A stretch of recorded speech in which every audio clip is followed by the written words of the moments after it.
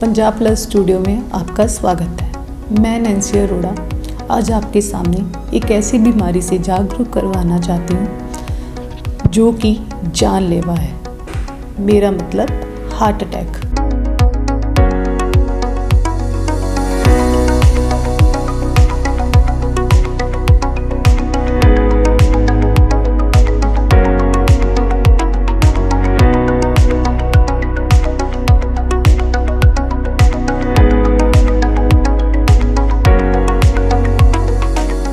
Punjab plus studio में आपका स्वागत है। मैं नैन्सी अरोड़ा आज आपके सामने एक ऐसी बीमारी से जागरूक करवाना चाहती हूँ जो कि जानलेवा है। मेरा मतलब हार्ट अटैक। आइए आज हम जानते हैं जालंधर के मशहूर रतन हॉस्पिटल के डॉक्टर बलराज गुप्ता, जिनको 40 सालों से भी ज़्यादा का तजर्बा है और बहुत ही मशहूर कार्डियोलॉजिस्ट हैं। वो एक डॉक्टर ही नहीं, बहुत अच्छे इंसान भी है। आइए हम पूछते हैं डॉक्टर बलराज गुप्ता जी से कि हार्ट अटैक का कारण क्या है और इससे बचने के लिए क्या किया जा सकता है। नमस्कार डॉक्टर साहब, पंजाब प्लस स्टूडियो में आपका स्वागत है। शुक्रिया। दोस्तों, आज हम एक ऐसी बीमारी के बारे में बात करने जा रहे हैं जो हमें रोज़ डराती है। आए दिन हम देखते हैं, टीवी पे देखते हैं, न्यूज़पेपर पे पढ़ते हैं कि कोई इंसान जिम में ट्रेनिंग करते करते गिर गया, कोई स्टेज पे परफॉर्म करते हुए गिर गया, कोई सैर करते हुए गिर गया, हॉस्पिटल में लेके गए तो पता उसको वहाँ पहुँच के मृत घोषित कर दिया जाता है। पता लगता है कि इस इंसान को हार्ट अटैक हुआ। क्वेश्चन ये है, जो फिक्र की बात ये है दोस्तों कि इंडिया को दुनिया का हार्ट अटैक कैपिटल कहा जाने लगा है, जैसे शुगर का कैपिटल है। हिंदुस्तान में जो चिंता का विषय ये भी है कि छोटी उम्र में हार्ट अटैक हो रहे हैं, लोग छोटी उम्र में मर रहे हैं। आज हम डॉक्टर्स का, सारी मेडिकल फ्रेटर्निटी का एम जो है वो यही है कि हार्ट अटैक से अटैक को कम किया जाए और डेथ को कम किया जाए। इसके लिए हमें हार्ट अटैक के बारे में जानना बहुत ज़रूरी है। जब तक किसी चीज़ का कारण नहीं पता होगा, हम उस चीज़ से बच नहीं सकते। दोस्तों, आज मैं पंजाब प्लस, आप सबके सब व्यूअर्स का पंजाब प्लस के बताना चाहता हूँ कि हार्ट अटैक के कारण क्या है, फिर मैं बात करूँगा लक्षण क्या है। कारण, हार्ट अटैक के सबसे पहला कारण जो है वो विरासत है, जेनेटिक है। अगर किसी के माता पिता या माता पिता के भाई बहन या ग्रैंड पेरेंट्स को हार्ट अटैक हुआ तो उसमें हार्ट अटैक होने के चांसेस बढ़ जाते हैं। मैं हमेशा कहता हूँ कि अगर हम अपने माता पिता की प्रॉपर्टी इनहेरिट करते हैं तो उनकी बीमारियाँ भी हम ही इनहेरिट करेंगे। इसके अलावा हाई ब्लड प्रेशर दोस्तों बहुत बड़ा एक कारण है। जिनको शुगर है उनमें हार्ट अटैक होना का ज़्यादा चांसेस है। ये दो चीज़ें हमें बहुत ख्याल रखनी पड़ेंगी। कोलेस्ट्रॉल की मिक़दार खून में, ट्राइग्लिसराइड पंजाबियों में बढ़ना भी एक कारण है। इसके अलावा स्मोकिंग, जो लोग, अगर मेरे से आप एक चीज़ पूछो तो वो ये है कि स्मोकिंग जो है वो बहुत डैमेज करती है। सीडेंट्री लाइफस्टाइल, यानी कि ज़्यादा चलना नहीं, अगर हम बैठते काम सारा दिन करते हैं, ज़्यादा चलते फिरते नहीं हो, वो भी एक कारण है। दोस्तों, मोटापा, एब्डोमिनल गर्थ, जो हमारी कमर है, वो भी ज़्यादा कमर होना भी हार्ट अटैक को प्रीडिस्पोज करता है। इन सब से ऊपर जो एक चीज़ है वो है स्ट्रेस, टेंशन, एंजाइटी। अगर हमें स्ट्रेस है किसी भी तरह का, जो कि आज की ज़िंदगी का के एक हिस्सा है। अगर कोई मेरे से पूछे कि मैं इतने लोगों को रोज़ मिलता हूँ, मुझे नहीं कोई मिला आज तक जिसको स्ट्रेस नहीं है। सो स्ट्रेस भी एक हार्ट अटैक का कारण है। दोस्तों, ये तो कारण हुए हार्ट अटैक के। आपने बड़ा अच्छा सवाल पूछा है कि लक्षण क्या है। जब तक मुझे पता नहीं होगा कि, या मुझे पता नहीं होगा कि सामने वाला जो बंदा है या मेरे को कोई तकलीफ़ हो रही है, तब तक मैं इसके बारे में सोचूंगा नहीं। दोस्तों, सबसे इम्पॉर्टेंट लक्षण जो है हार्ट अटैक का वो है छाती में दर्द होना। छाती में दर्द, एक बात मेरी याद रखना, मैं आपको बताना चाहता हूँ, छाती में सेंटर में दर्द होती है हार्ट अटैक की। खास कर अगर कोई मेरे को आके कहता है कि बाईं साइड पे मुझे दर्द हो रही है तो मुझे ज़रा चांस कम लगता है। मेरा मतलब ये नहीं है कि उसको दर्द अगर बाईं साइड पे है तो हार्ट अटैक नहीं हो सकता, बट चेस्ट पेन सेंटर में जो कि टिपिकली लेफ़्ट आर्म में जाती है, वो राइट आर्म में भी जा सकती है, पेट की तरफ भी जा सकती है, दांतों की तरफ, गर्दन में, कहीं भी रेडिएट कर सकती है। दोस्तों, एक हार्ट अटैक की जो दर्द है वो बहुत तेज़ भी होती है, बट शुगर के मरीज़ों में याद रखना ये दर्द नहीं भी हो सकती, जिसको हम साइलेंट हार्ट अटैक कहते हैं। ये दर्द जो है उसके साथ पसीना आता है, जिसको ठंडी त्रेली पंजाबी में हम कहते हैं। इसके साथ रंग चेहरे का पीला पड़ सकता है, घबराहट हो सकती है, चक्कर आ सकते हैं, आंखों के आगे अंधेरा हो सकता है, दिल की धड़कन बहुत तेज़ हो सकती है। ये सारी चीज़ें चेस्ट पेन के साथ हो सकती हैं। आम तौर पर ये जो दर्द है ये कोई काम करने से, जैसे कोई जिम में एक्सरसाइज कर रहा था, तो कोई चल रहा था, कोई स्टेज पे गाना गा रहा था, एफर्ट करने से दर्द होती है, बट बैठे बैठे भी हार्ट अटैक हो सकता है। इसके अलावा जो लक्षण है, कईयों को वॉमिट आने की कर सकती, घबराहट बहुत हो सकती, दर्द के साथ सांस चढ़ना, तो समझो काफ़ी चांसेस हैं हार्ट अटैक हो सकता है। इसके अलावा आंखों के आगे अंधेरा, मैंने कहा, एकदम से शरीर का कमज़ोर पड़ जाना, और कई बार हार्ट अटैक जो है वो कोई भी तकलीफ़ नहीं देता, सीधी मौत ही आती है, ऐसा भी हो सकता है। डॉक्टर साहब, जैसे आपने अभी कारण बताए हैं, लक्षण बताए हैं कि पसीना आना, चक्कर आना, दर्द, छाती में दर्द होना, इसके अलावा भी कारण हो सकता है कोई? देखो, बड़ा अच्छी बात है, छाती में दर्द के साथ अगर त्रीली आ रही, पसीना आ रहा है, हो सकता है हार्ट अटैक हो। मैं आप दर्शकों आपको बताना चाहता हूँ कि साइलेंट हार्ट अटैक खासकर शुगर के मरीज़ों में वैसे भी हो सकता है, बहुत इम्पॉर्टेंट है। अगर आपको कहीं घबराहट सी हो रही है, आपका रंग पीला, आपकी एकदम से कमज़ोरी होनी शुरू हो गई, चला नहीं जा रहा है, तो आपको सोचना चाहिए। खास करके अगर आपकी आयु 40 साल से ऊपर है, अगर आपको शुगर है, ब्लड प्रेशर है, अगर आपकी फैमिली में किसी को हार्ट की प्रॉब्लम हुई है। डॉक्टर साहब, मैं पूछना चाहूँगी कि जैसे किसी को छाती में दर्द हो रहा है तो लग रहा है हार्ट अटैक है, तो उसे क्या करना चाहिए? जो आपका सवाल है वो बड़ा सिंपल और सीधा है। हमने बात करी कि कारण ये है, हमने बात करी लक्षण ये है। अगर किसी को भी, दर्शकों, आप भगवान ना करे किसी को हो, अगर आप कहीं भी हैं, अगर आपको लग रहा है किसी बंदे के हार्ट में, छाती में दर्द हो रही है, जैसे मैंने बताया त्रीली आ रही है, एकदम से ठंडा पड़ गया शरीर और उसको सांस चढ़ा हुआ है, तो एक चीज़ मेरी आज याद रख लो, उस इंसान को एक कदम भी नहीं चलना चाहिए।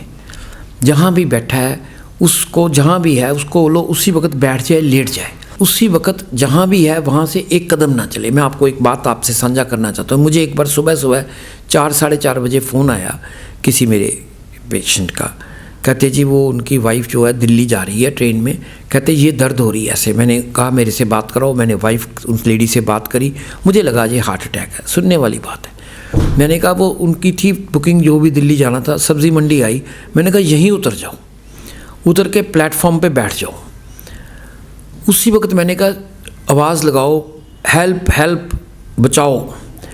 मैंने जलंधर से, चलो मेरी वाकफियत थी, मैंने दिल्ली में एम्बुलेंस अरेंज करा दी। वो लेडी वहीं बैठी रही, एम्बुलेंस आ गई जल्दी, 10 मिनट में एम्बुलेंस आ गई, उसको लेके हॉस्पिटल में गई। हार्ट अटैक था, बट आज बिल्कुल ठीक ठाक है। हॉस्पिटल में हार्ट अटैक था, जो भी उसका इलाज होना था हो गया। मेरा मतलब ये कहने का कि अगर आपको शक है कि किसी को हार्ट अटैक है, उस इंसान को एक कदम नहीं चलना चाहिए। आमतौर पर दवाई नहीं होती, डिस्प्रिन की गोली अगर कहीं मिल जाए, डिस्प्रिन वाटर सॉल्युबल होती है, वो पिला दो, एक गोली खिला दो। सॉर्बिटेट की गोली जो है, उम्मीद नहीं होती ना, अगर किसी को लगता है कि उसको तकलीफ़ है या है, तो कोई हर्जा नहीं, 4-6 गोलियां अपने बैग में, पर्स में, कहीं भी रख सकते हो। सॉर्बिटेट की गोली दे दो। इमीडिएटली कहीं ना कहीं नज़दीक जो भी मेडिकल एड है वहाँ पहुँचाने की कोशिश करो। मैं आपको ये सलाह दूँगा कि अगर हार्ट अटैक का डर है तो एक कदम भी नहीं चलना, उस बंदे को उठा के गाड़ी में भी बिठाना है, 3 व्हीलर में बिठाना, जहाँ भी बिठाना है उठा के उसको वहाँ बिठाया जाए ताकि फर्दर हार्ट के ऊपर स्ट्रेन ना पड़े। ये तो इमीडिएटली आपने करना है, जो कि आम पब्लिक में हम कर सकते हैं। डॉक्टर साहब, मैं जानना चाहूँगी कि जैसे ही पेशेंट हॉस्पिटल पहुँच गया तो आप कौन से टेस्ट करते हो कि जिससे पता चल जाए कि हार्ट अटैक ही है? जब पेशेंट हॉस्पिटल आता है, सबसे पहला काम जो उसकी ईसीजी होती है इमीडिएटली। हॉस्पिटल में तो अगर हमें शक है तो हम एक कदम नहीं चलने देते, व्हीलचेयर पे जाएगा पेशेंट या स्ट्रेचर पे जाएगा अंदर। इमीडिएटली उसकी ईसीजी हुई। जैसे मैंने अभी बताया, ईसीजी में 90 से 95% हमें पता लग जाता है कि हार्ट की प्रॉब्लम है या नहीं, अटैक है या नहीं है। कई बार चेंजेस आने में कुछ टाइम लगता है, रिपीट करेंगे, बट अगर हमें शक है, डॉक्टर को शक है कि हार्ट अटैक है, डाउट भी है, तो उसको ट्रीटमेंट उसी लेवल पे शुरू कर देते हैं। टेस्ट कौन से हैं? पहली मैंने बताया ईसीजी है, फिर उसके बाद ब्लड टेस्ट है, बहुत ज़रूरी। ब्लड टेस्ट में हम सीबीसी करते हैं। ब्लड शुगर देखना बहुत ज़रूरी है कि इमीडिएटली पता लग जाती कि पेशेंट को डायबिटीज़ तो नहीं है, ताकि उसके हिसाब से ग्लूकोज हमने देना होता है। उसके बाद पेशेंट के टेस्ट, जो हार्ट के स्पेसिफिक टेस्ट हैं, वो हम लिपिड प्रोफाइल करते हैं, जिसमें कोलेस्ट्रॉल, ट्राइग्लिसराइड्स, एचडीएल, एलडीएल होता है। उसके बाद किडनी स्टेटस भी हम देखते हैं, यूरिया, क्रेटिनिन देखते हैं। उसके बाद एक स्पेसिफिक जो टेस्ट है वो बड़ा इंपॉर्टेंट है, ड्रॉप टी टेस्ट कहते हैं उसको। अगर हार्ट अटैक हुआ, अगर मसल डैमेज हुआ है, तो ये टेस्ट इसको थोड़े 2-3 घंटे लगते हैं इसको पॉजिटिव आने में, पर ये टेस्ट इमीडिएटली किया जाता है। ये अगर पॉजिटिव है तो हम समझते हैं हार्ट अटैक हुआ है। इसके अलावा हॉस्पिटल्स में इकोकार्डियोग्राफी, कलर डॉपलर हमारे जैसे होता है, हम कलर डॉपलर करके भी देख लेते हैं कि हार्ट की कोई वॉल तो नहीं डैमेज हुई। हमें उसी वक्त हार्ट की पंपिंग पता लगती है कलर डॉपलर से, इकोकार्डियोग्राफी से। फिर हमें पता लगता है कि कोई हार्ट का कोई वैल्व तो नहीं लीक कर रहा है, कोई वैल्व टाइट तो नहीं है, कोई लीक तो नहीं है वॉल, कोई वैल्व, कई कुछ हमें पता लगता है। इकोकार्डियोग्राफी बहुत इंपॉर्टेंट बेड साइज टेस्ट है जिसका कोई नुकसान नहीं है। इसके अलावा एक और टेस्ट एंटी-प्रो बीएनपी है जो हार्ट फेलियर का बताती है। जब हार्ट अटैक होता है, कई लोगों को हार्ट फेलियर हो जाता है साथ में, या कईयों को हार्ट फेलियर होता है उससे सांस चढ़ना शुरू होता है। एंटी-प्रो बीएनपी आजकल बहुत अच्छे टेस्ट आ गए हैं। सारे टेस्ट टोटल 15 से 20 मिनट में इनकी रिपोर्ट्स आ जाती हैं, हमें कन्फर्म हो जाता है हार्ट का अटैक तो नहीं हुआ। डाउट पे भी हम हार्ट अटैक का इलाज शुरू कर देते हैं, बाद में हम बंद कर सकते हैं। ये एक बहुत इम्पॉर्टेंट आस्पेक्ट है ट्रीटमेंट का। सर, मैं पूछना चाहूँगी कि जैसे पेशेंट आ गया है, हमें पता चल गया कि हार्ट अटैक है, तो हार्ट अटैक में होता क्या क्या है? हार्ट के अंदर खून है जो पंप करता है, हार्ट सारी बॉडी में ब्लड भेजता है, बट जो हार्ट का जो मसल है वॉल का, उसको काम करने के लिए जो खून की ज़रूरत है उसके लिए धमनियाँ होती है, आर्टरीज बोलते हैं जिसको, कॉर्नरी आर्टरीज बोलते हैं, उनसे ले सकता है वो खून। वो कॉर्नरी आर्टरीज जो हैं उनमें मैल जमनी शुरू हो जाती है बड़ी जल्दी उम्र से। मैल धीरे धीरे धीरे जमती रहती है। जो मैंने कारण बताए थे, अगर वो कारण हो तो मैल जमनी ज़्यादा शुरू हो जाती है। अगर मैल जब जमती है तो फिर पहले कईयों को एंजाइना होता है। एंजाइना से मेरा मतलब चलने से सांस चढ़ता है, सीढ़ियाँ चढ़ने से सांस चढ़ता है, नॉर्मल काम करने से नहीं। जैसे जैसे ये नाड़ियों में मैल जमती है, एंजाइना बढ़ता है। प्रोग्रेसिव एंजाइना क्या होता है? कम चलने में सांस चढ़ना शुरू हो गया, सीढ़ियों की बजाय चलने में भी सांस चढ़ना शुरू हो गया। उसके बाद एक स्टेज ऐसी आती है जब नाड़ी बिल्कुल बंद हो जाती है। जब नाड़ी बंद हो जाती है फिर कुछ एरिया जो हार्ट का है, मसल है, उसको खून नहीं मिलता। उसका खून बंद होने से एकदम से वहाँ पे वो टिश्यू डेड होना शुरू हो जाता है। तब हम कहते हैं कि हार्ट अटैक हो गया। तभी मैंने कहा था कि जब हम एको करते हैं हमें पता लग जाता है कोई पोर्शन जो है ऐसा तो नहीं जो मूव नहीं कर रहा। दोस्तों, ये प्रोसेस है, हमने इस प्रोसेस को रोकना है। रोकने के लिए जो मैंने कारण बताए थे उनका हमने ध्यान रखना है। दोबारा से ब्लड प्रेशर, शुगर, मोटापा, कोलेस्ट्रॉल, सिगरेट स्मोकिंग बंद करनी है, एक्सरसाइज रेगुलरली करनी है, चिंता मुक्त होना। चिंता के बहुत कारण हैं आज समाज में, हर तरफ, घर में चिंता है, बाहर चिंता है, काम में चिंता है, लोगों को पॉलिटिक्स की चिंता है लग जाती है। अपने आप को, चिंता के बिना कोई वक्त ही नहीं है। आपने अपने आप को उस स्ट्रेस को मैनेज करने का काम सीखना है। ये मैं आपको बताना चाहता हूँ कि ये प्रोसेस होती है। डॉक्टर साहब, जैसे कि हमें पेशेंट आ गया हॉस्पिटल में, रिपोर्ट्स आ चुकी हैं और हमें पता भी चल चुका है कि हार्ट अटैक है, और इसका हॉस्पिटल में क्या इलाज हो सकता है? हॉस्पिटल में मैंने जैसे कहा कि ब्लॉकेज है, पहली बात सारा कुछ इकट्ठा ही होता है, इमीडिएट इलाज है। हॉस्पिटल में आते हम टेस्ट की रिपोर्ट्स की वेट नहीं करते। ईसीजी में पता लग गया हार्ट अटैक है, हमने क्या करना है, क्या हुआ क्या है, आर्टरी बंद हुई है, हमने मेडिसिन देनी है जो खून पतला करने के लिए इंजेक्शंस हैं, ताकि वो क्लॉट जो, अगर हमें पता लग गया क्लॉट है, अटैक हुआ है, तो उसमें आजकल इंजेक्शंस आ गए हैं जो क्लॉट को डिसॉल्व कर देते हैं, क्लॉट बस्टर्स कहते हैं। अलग अलग तरह के बढ़िया इंजेक्शन भी हैं, 35-40 का, जैसे हम हॉस्पिटल में हमारे पास हर वक्त इंजेक्शन रखा रहता है, क्योंकि वो 3 घंटे के अंदर अंदर लगना होता है, 3-4 घंटे वो इंजेक्शंस लग गए। फिर उसके बाद हम कोलेस्ट्रॉल कम करने के लिए दवाई देते हैं, फिर उसके बाद हार्ट की नाड़ियाँ खोलने के लिए दवाई देते हैं, फिर हम देते हैं अगर ब्लड प्रेशर है तो उसको कम करते हैं, हार्ट रेट को स्लो करते हैं। जैसे आदमी चलते तेज़ चलेगा सांस चढ़ेगा, ऐसे अगर हार्ट तेज़ चलेगा तो उसको ज़्यादा ऑक्सीजन की डिमांड होगी, ज़्यादा अटैक होगा, बढ़ेगा अटैक, स्लो करते दवाई देते हैं। हम हार्ट अटैक को सारे फ्रंट्स पे अटैक करते हैं, हार्ट अटैक को अटैक करते हैं, अटैक दी अटैक, हार्ट अटैक। तो ये सारा कुछ करके उसके बाद बहुत केसेस में जो इंजेक्शन है, इंजेक्शन लगाने से नाड़ी खुल जाती है सक्सेसफुल, जिसको हम बोलते हैं थ्रोम्बोलिसिस। इसके मेडिकल ट्रीटमेंट के बाद अगर तो पेशेंट ठीक हो गया तो हम एक चेक एंजियोग्राफ कर सकते हैं, देखने के लिए कि कौन कौन सी एंजियोग्राफी होती है, देखने के लिए कि कौन कौन सी नाड़ी कितनी ब्लॉक है, कहाँ से ब्लॉक है। एंजियोग्राफी जो है एक टेस्ट है जो हमें ये बताता है कितनी ब्लॉकेज है। कुछ लोग कहते हैं कि अटैक होते ही एंजियोग्राफी करके स्टेंट डाल दो, पर ये देखा गया है कि अगर इंजेक्शन हम लगाते हैं, क्लॉट बस्टर लगाते हैं, उससे क्लॉट डिसॉल्व हो गया, तो वो लोग जो है लेटर ऑन लाइफ में ज़्यादा टाइम पर वो भी अच्छा करते हैं। चेक एंजियो हम कर लेते हैं देखने के लिए कि कोई बकाया तो नहीं रह गया है। ये एक टेस्ट ये भी है जो होता है हार्ट अटैक में। डॉक्टर साहब, जैसे कि पेशेंट आ चुका है, उसको अटैक की प्रॉब्लम भी है, तो जो कि अटैक में होता है कि नाड़ियाँ बंद भी हैं, तो जिसमें उसमें अपना बाईपास सर्जरी और क्या कहते हैं स्टेंट भी लगाए जाते हैं।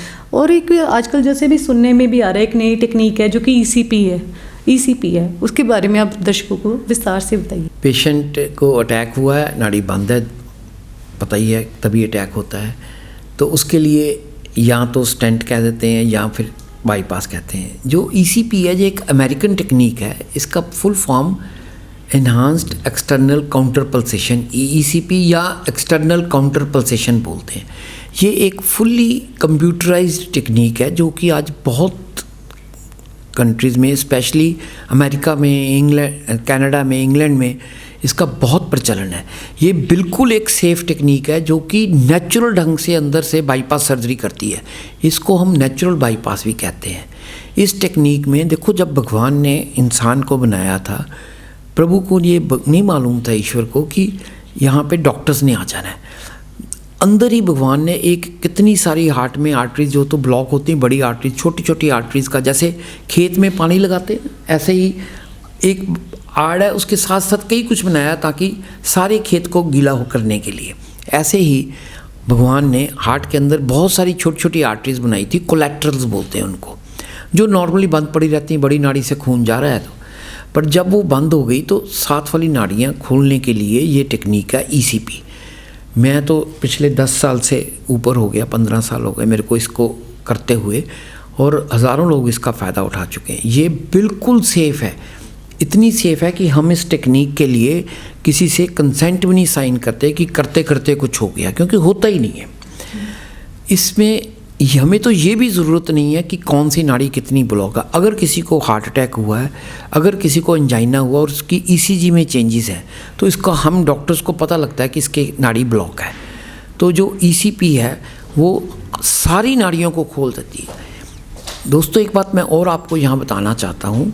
एक तो बड़ी नाड़ी की ब्लॉकेज से होता है एंजाइना, एक माइक्रोवास्कुलर एंजाइना बोलते हैं। माइक्रोवास्कुलर एंजाइना जो होता है वो छोटी छोटी नाड़ियों का होता है। उसके लिए बड़ी नाड़ियाँ खुली भी होती हैं पर फिर भी पेशेंट को एंजाइना हो रहा है। This is microvascular angina. ये शुगर और ब्लड प्रेशर में हो जाता है। इसके लिए इलाज ही ये जो ईसीपी तकनीक है, दूसरी ईसीपी टेक्निक, अगर किसी की इजेक्शन फ्रैक्शन होती है, हम डॉक्टर्स बोलते हैं पंपिंग बहुत कम हो गई है। नॉर्मली पंपिंग 65 से 70% होती है, 65 to 70%, 50 तक कुछ नहीं, 45 तक।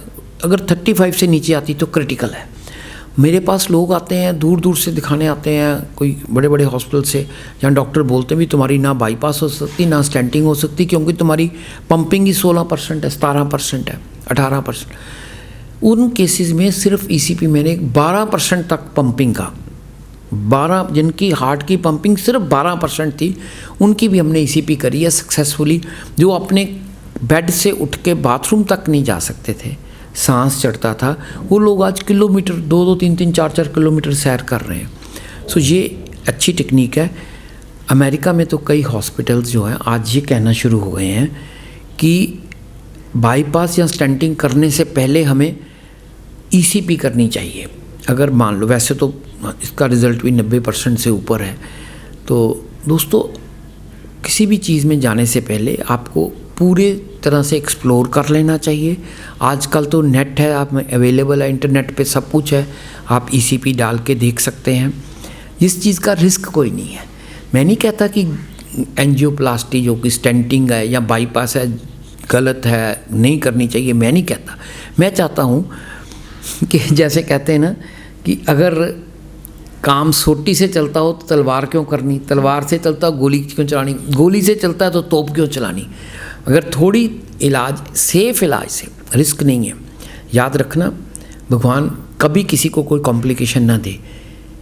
इसी जो एंजियोग्राफी करते हुए, स्टेंटिंग करते हुए भी लोगों की जान भी चले जाती है या कोई ना कोई कॉम्प्लिकेशन हो जाती है, फेलियर भी है। स्टेंट डालने के बाद, बाईपास करने के बाद कोई भी हमें, आपको डॉक्टर तसल्ली ये नहीं, गारंटी नहीं ले सकता कि अब इसको बिल्कुल ठीक रहेगा। मेरे पास पेशेंट्स आते हैं, बाईपास के बाद हफ्ते बाद आ गए, 10 दिन के बाद आ गए, महीने के बाद आ गए, बाईपास के बाद जी हमें तो वैसे ही तकलीफ़ है, स्टेंटिंग के बाद भी। मैं नहीं ये कहना चाहता, प्लीज़ गलत मत समझना कि वो गलत है, मतलब ऐसा हो सकता है। हमने अपनी पूरी छाती भी खुलवा ली, ऑपरेशन भी करवा लिया, फिर भी नहीं हटी। ईसीपी में तो हमने कोई टांका भी नहीं लगाना, चीरा भी नहीं देना, एक एक्सटर्नल टेक्निक है जिसका रिस्क कोई नहीं है, और बाद में हम कुछ भी कर सकते हैं। दोस्तों, दिल जो है बहुत इम्पॉर्टेंट है। दिल की धड़कन के साथ ही हम जिंदा हैं। दिल पैदा होने से पहले धड़कना शुरू होता है, और जब तक दिल धड़कता तभी तक हम जिंदा हैं। The moment it stops beating we are dead, the person is dead. दिल हमारा ख्याल रखता है, दिल हमें ज़िंदा रखता है। क्या हमारा ख्याल नहीं कि दिल का ध्यान रखें? आपको बहुत सारी जानकारी मिल गई होगी। अगर आपके मन में कोई भी शंका है, कोई भी सवाल पूछना चाहते हैं या किसी और मरीज के बारे में राय लेना चाहते हैं, तो नीचे दिए गए नंबर पे आप संपर्क कर सकते हैं। नंबर है 9814022772। नंबर दोबारा रिपीट कर रही हूँ, 9814022772। आशा करती हूँ कि आप सभी अपने दिल का ख्याल रखेंगे और स्वस्थ रहेंगे। आपको या किसी को कोई भी ज़रूरत पड़ती है तो हम आपकी सहायता के लिए हमेशा आपके साथ हैं। नमस्कार, सत श्री अकाल, खुदा हाफिज़, गुड नाइट। मैं कंचन देवी, मेरे पति शक्ति सिंह, पिंड ठाकर द्वारा, हिमाचल प्रदेश ਦੇ ਰਹਿਣ ਵਾਲੇ ਹਾਂ ਅਸੀਂ ਤੇ ਅਸੀਂ ਜਲੰਧਰ ਵਿੱਚ ਇਹਨਾਂ ਦਾ ਟ੍ਰੀਟਮੈਂਟ ਚੱਲਿਆ ਹੋਇਆ ਸੀ। ਇਹਨਾਂ ਦੀ ਡਾਇਲਿਸਿਸ ਹੁੰਦੀ ਹੈ 2 ਵਾਰ ਹਫਤੇ ਦੀ, ਤੇ ਇਹਨਾਂ ਦੀ ਹਾਰਟ ਦੀ ਪ੍ਰੋਬਲਮ ਆਈ ਹੈ, ਇਹਨਾਂ ਨੂੰ ਸਾਹ ਦੀ ਬੜੀ ਦਿੱਕਤ ਆਈ ਇਹਨਾਂ ਨੂੰ, ਤੇ ਉੱਥੇ ਤੇ ਇਸ ਕਰਕੇ ਫਿਰ ਉਹਨਾਂ ਨੇ ਐਂਜੀਓਗ੍ਰਾਫੀ ਕਰਵਾਈ ਹੈ। ਤੇ ਐਂਜੀਓਗ੍ਰਾਫੀ ਦੇ ਨਾਲ ਵਿੱਚ ਇਹਨਾਂ ਨੂੰ ਹਾਰਟ ਵਿੱਚ ਪ੍ਰੋਬਲਮ ਆਈ ਹੈ, ਬਲੋਕੇਜ ਆਈ ਹੈ। ਤੇ ਹਸਪੀਟਲ ਦੇ ਬਾਹਰ ਹੀ ਬੋਰਡ ਲੱਗਿਆ ਹੋਇਆ ਸੀ ਰਤਨ ਹਸਪੀਟਲ ਦਾ, ਤੇ ਉੱਥੇ ਅਸੀਂ ਈਸੀਪੀ ਦਾ ਦੇਖਿਆ ਬੋਰਡ ਤੇ ਉਹਦੀ ਜਾਣਕਾਰੀ ਉੱਥੋਂ ਫੋਨ ਤੇ ਅਸੀਂ ਜਾਣਕਾਰੀ ਲਈ ਹੈ। ਤੇ ਸਾਨੂੰ ਅਸੀਂ ਇਹਨਾਂ ਕੋਲ ਆਏ ਆ, ਰਤਨ ਹਸਪੀਟਲ 'ਚ ਆਏ ਆ ਅਸੀਂ, ਤੇ ਅਸੀਂ ਇੱਥੇ ਆ ਕੇ ਈਸੀਪੀ ਲਗਵਾਈ ਹੈ। ਈਸੀਪੀ 40 ਸੀਟਿੰਗ ਲੱਗੀ ਹੈ, ਤੇ ਇਹਨਾਂ ਨੂੰ ਕਾਫੀ ਹੱਦ ਤੱਕ ਇਹਨਾਂ ਨੂੰ ਫਰਕ ਹੈ। ਜਿਹੜੀ ਡਾਇਲਿਸਿਸ 2 ਵਾਰ ਹੁੰਦੀ ਸੀ ਉਹ 1 ਵਾਰ ਹੁੰਦੀ ਹੈ ਹੁਣ, ਕਾਫੀ ਹੱਦ ਤੱਕ ਇਹ ਠੀਕ ਨਾ। ਤੇ ਕੋਈ ਮਤਲਬ ਕੋਈ ਚੀਰ ਫਾੜ ਨਹੀਂ, ਕੋਈ ਆਪਰੇਸ਼ਨ ਨਹੀਂ, ਕੋਈ ਟਾਂਕਾ ਨਹੀਂ, ਕੋਈ ਕੁਛ ਨਹੀਂ ਹੈ। ਤੇ ਈਸੀਪੀ ਲਗਵਾਓ ਸਾਰੇ ਤੇ ਸਾਰੇ ਠੀਕ ਹੋਵੋ। ਤੇ ਮੈਂ ਬਲਰਾਜ ਗੁਪਤਾ ਦਾ ਬਹੁਤ ਧੰਨਵਾਦ ਕਰਦੀ ਹਾਂ ਕਿ ਇਹਨਾਂ ਨੇ ਸਾਨੂੰ ਅੱਛਾ ਸੁਝਾਅ ਦਿੱਤਾ ਹੈ ਤੇ ਅੱਛੀ ਤਕਨੀਕ, ਅੱਛਾ ਮਤਲਬ ਡੀਲ ਕੀਤਾ ਇਹਨਾਂ ਨੇ ਸਾਨੂੰ, ਤੇ ਇਹਨਾਂ ਦਾ ਅੱਛਾ ਇਲਾਜ ਕੀਤਾ ਹੈ ਤੇ ਕਾਫੀ ਹੱਦ ਤੱਕ ਠੀਕ ਹੈ। ਧੰਨਵਾਦ।